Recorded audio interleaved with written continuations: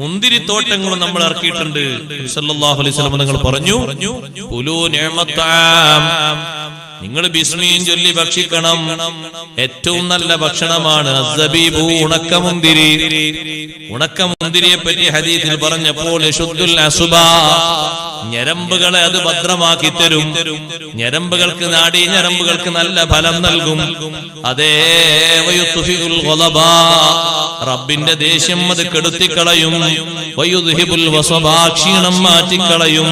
വയുറുൽ റബ്ബാ, റബ്ബിനെ തൃപ്തിപ്പെടുത്തും. വയുതയ്യിബുൻ നക്ഹതാ, ഉണക്കമുന്തിരി കഴിച്ചാൽ വായ്നാറ്റം കുറയും. ചിലര് ബ്രഷ് ചെയ്താലും ദുർഗന്ധ വാസനയുണ്ടാവും. അത് നീക്കാനുള്ള ചികിത്സയാണ് ഉണക്കമുന്തിരി. ഇടക്കിടക്ക് ഇങ്ങനെ കഴിക്കും. വയുദ്ഹിബുൽ ബൽഗം, കഫം നീക്കിക്കളയും. കഫം കൂടുതൽ വന്നിട്ടാണ് മിക്ക രോഗങ്ങളും വരുന്നത്. പനിയുടെ പ്രധാനപ്പെട്ട ഒരു കാരണവും ഓർമ്മക്കുറവിന്റെ കാരണവും കഫം കൂടുന്നതാണ്. മുതഅല്ലിമീങ്ങൾ പഠിക്കുന്ന ചെറിയൊരു കിതാബുണ്ട്, വലിയ വിഷയങ്ങൾ പറയുന്ന ചെറിയ കിതാബാണ് തഅലീമുൽ മുതഅല്ലിം. അതിൽ പഠിപ്പിക്കുന്നത് കാണാം, ഓർമ്മശക്തി കുറയാനുള്ള കാരണം കഫം കൂടുന്നതാണ്. കഫം കൂടിയാൽ ഓർമ്മക്കുറവുണ്ടാവും. കഫം കുറയാനുള്ള മാർഗമാണ് ഉണക്കമുന്തിരി കഴിക്കുക. കഫം കുറഞ്ഞാലോ നമ്മുടെ ക്ലൈമറ്റ് റെഡിയാകും. അപ്പൊ രോഗമൊന്നും ഉണ്ടാകില്ല, നല്ല ആരോഗ്യാവസ്ഥ ഉണ്ടാവും. അതുകൊണ്ടാണല്ലോ പരിശോധനാ ബോർഡിൽ 3 എഴുതി വെച്ചത്: കഫം, മലം, മൂത്രം.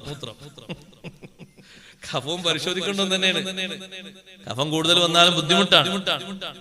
കഫം ഇങ്ങനെ പുറത്തേക്ക് ഇങ്ങനെ കാർക്കിച്ച് വരും. കെട്ടി നിൽക്കുന്ന വാസനയുള്ള കഫങ്ങളൊക്കെ വരും.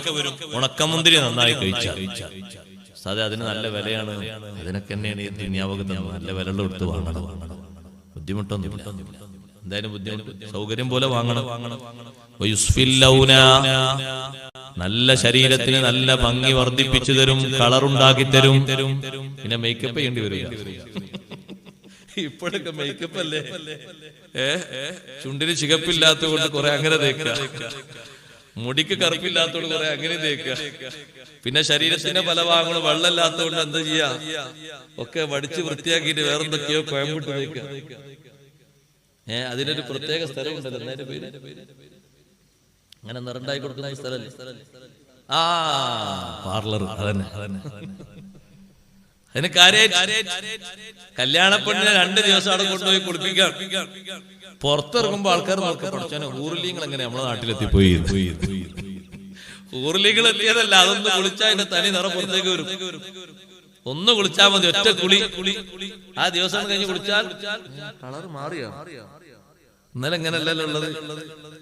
അതൊന്നും വേണ്ട, നല്ല ആരോഗ്യത്തിന് പറ്റിയ നല്ല ഉണക്കമുന്തിരി കഴിക്കുക.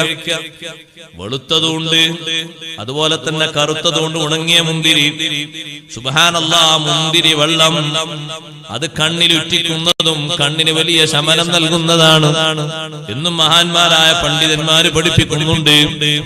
മുന്തിരി വലിയ അനുഗ്രഹമായിട്ട് അല്ലാഹു എണ്ണി പറഞ്ഞു: വജഅൽനാ ഫീഹാ ജന്നാത്തിൻ മിൻ നഖീലിൻ വഅനാബ്. ഭൂമിയിൽ നമ്മൾ സംവിധാനിച്ചു തന്നു ഈത്തപ്പനത്തോട്ടങ്ങളും മുന്തിരിത്തോട്ടങ്ങളും.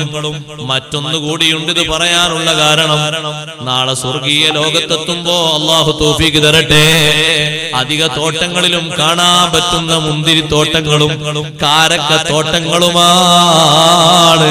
കാരക്കത്തോട്ടങ്ങളില്ലാത്ത ഒരു സ്വർഗവുമില്ല, മുന്തിരി ഇല്ലാത്തൊരു സ്വർഗവുമില്ല. അതുകൊണ്ടല്ലേ സൂറത്തുർ റഹ്മാനിൽ ഫീഹിമാ ഫാകിഹത്തുൻ വനഖ്ലുൻ വറുമ്മാൻ, ആ സ്വർഗീയ തോട്ടങ്ങളിൽ റുമ്മാനുണ്ട്. അതിന്റെ അപ്പുറം പറഞ്ഞു ഈത്തപ്പഴ തോട്ടങ്ങളുണ്ട്, അവിടെ ഈത്തപ്പഴങ്ങളുണ്ട്. വ്യത്യസ്ത രീതിയിലുള്ള ഈത്തപ്പഴങ്ങളാണ്. രുചിയോ ദുനിയാവിലെ രുചിയല്ല, രൂപഭാവങ്ങൾ മാത്രം ഇവിടെയുള്ളതാണ്. അത് മുഅ്മിനീങ്ങൾക്ക് മനസ്സിലാകാനാണ്. റുമ്മാന്റെ കളർ ഇവിടെയുള്ള കളറാണ്, പക്ഷേ ഉള്ളിലുള്ളതിന്റെ രുചി ഇവിടുത്തെ രുചിയല്ല. ഉള്ളിലുള്ളതിന്റെ മോഡൽ ഇവിടുത്തെ മോഡലല്ല, മാറ്റമുണ്ട്. കളർ എന്തിനാണ് അല്ലാഹു അങ്ങനെ വെച്ചത് എന്നറിയോ? ആഗ്രഹിക്കാനും ആ ആഗ്രഹിക്കൊണ്ട് ഉമ്മാൻ ഇങ്ങോട്ട് കിട്ടാനുമാണ്. അതിനാണ് കളർ അങ്ങനെ വെച്ചത്. ഇവിടെയുള്ള വാഴ ആ രൂപത്തിലുള്ള വാഴയല്ല, സ്വർഗത്തിലുള്ളത് മാറ്റമുണ്ട്. പക്ഷേ ആ വാഴയിൽ ആ കുലകളിൽ നിറം വെച്ചിരിക്കുന്ന ദുനിയാവിലെ നിറമാണ്. ഇവിടെ സഹോദരങ്ങളെ വാഴ ഉണ്ടാകുമ്പോ അതിന്റെ മുകളിലാണ് നമ്മൾ കൊല കാണാറുള്ളത്. അതേ സമയത്ത് സ്വർഗത്തിൽ അങ്ങനെയല്ല. തായ്ഭാഗം മുതൽ മുകൾ ഭാഗം വരെ അങ്ങനെയാണ്. സൂറത്ത് വാഖിയയിൽ പറഞ്ഞില്ലേ, അട്ടിയട്ടിയായിട്ട് താഴെ മുതൽ മുകൾ വരെ കുലകളാണ്. യഥേഷ്ടം പറിച്ച് ഭക്ഷിക്കാൻ പറ്റുന്ന രീതിയിലാണ്. പറിക്കുമ്പോ തീർന്നു പോകുന്നില്ല, അതേ സ്ഥാനത്ത് തന്നെ വീണ്ടും അവിടെ ഉണ്ടാവുകയാണ്. ആരെത്ര പറിച്ചാലും തീർന്നു പോകൂല. ഒരാൾക്കും കിട്ടാതെയാകൂല, തീർന്നു പോവുകയുമില്ല. ഇപ്പൊ ഈ സീസണിൽ ചിലത് കിട്ടൂല അല്ലേ? ചക്ക കിട്ടും ഇനിയെ കുറിച്ച് കഴിയണം അല്ലേ? അവിടെ അങ്ങനെ അവിടെ എല്ലാ സീസണിലും എല്ലാം ഉണ്ടാകും. ചക്കല്ലല്ലോ അവിടെ. 2 മാസം മുമ്പ് ചോദിക്കേണ്ട ഉസ്താദ് ഉണ്ടായിരുന്നു. അങ്ങനെ അവിടെ എല്ലാ കാലത്തും ആർക്കും കിട്ടാതെ ആയി പോകൂല. ആരും വില ഇങ്ങനെ കൂടിയിട്ട് വാങ്ങാതെ ആയി പോകൂല. നമ്മളിങ്ങനെ മാർക്കറ്റിൽ ചെന്ന് നോക്കി നല്ല പഴങ്ങൾ ഇരിക്കുന്നുണ്ട്, കണ്ടിട്ടൊക്കെ വാങ്ങണമെന്നുണ്ട്. ചോദിച്ചു ആപ്പിളിനെന്താ? ആപ്പിളിന് ചെറിയ 250. അപ്പൊ 1 കിലോ വാങ്ങാനും കൂടി ഒക്കൂല. 250. എന്നാ പിന്നെ ഒരാപ്പിൾ നോക്കുമ്പോ 1 കിലോ ആപ്പിൾ വേണ്ട. ഓറഞ്ചിനെന്താ? ഓറഞ്ചിന് വലിയ വ്യത്യാസമൊന്നുമില്ല. 200 അതിനുണ്ടോ? എന്നാ പിന്നെ അത് 1/4 കിലോ മതി. ചുരുക്കി വില ഓവറായിട്ട് പൊള്ളിയിട്ട് വാങ്ങാൻ പറ്റുന്നില്ല. അവിടെ ആ സന്ദർഭമൊന്നുമില്ല, എല്ലാവർക്കും കിട്ടും. അല്ലാഹു തൗഫീഖ് തരട്ടെ. ആ തോട്ടങ്ങളിൽ അധികം കാണാൻ പറ്റും. കാരക്കത്തോട്ടവും മുന്തിരിത്തോട്ടവും. അതെല്ലാ സ്വർഗത്തിലും. സ്വർഗം എന്ന് പറഞ്ഞാൽ ഒന്നല്ലല്ലോ, കുറേയല്ലേ? സ്വർഗത്തിന്റെ തോപ്പുകൾ കുറേയല്ലേ? കുറേ തോപ്പുകളുണ്ട്. സ്വർഗത്തിന് വ്യത്യസ്ത തോപ്പുകളുണ്ട്.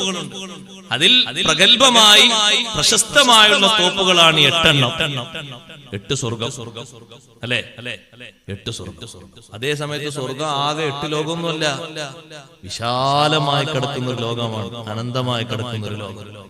ആ തോപ്പുകളിൽ എല്ലാ തോപ്പുകളിൽ പോയി നോക്കിയാലും കാരക്കത്തോട്ടവും കാണും, മുന്തിരിത്തോട്ടവും കാണും.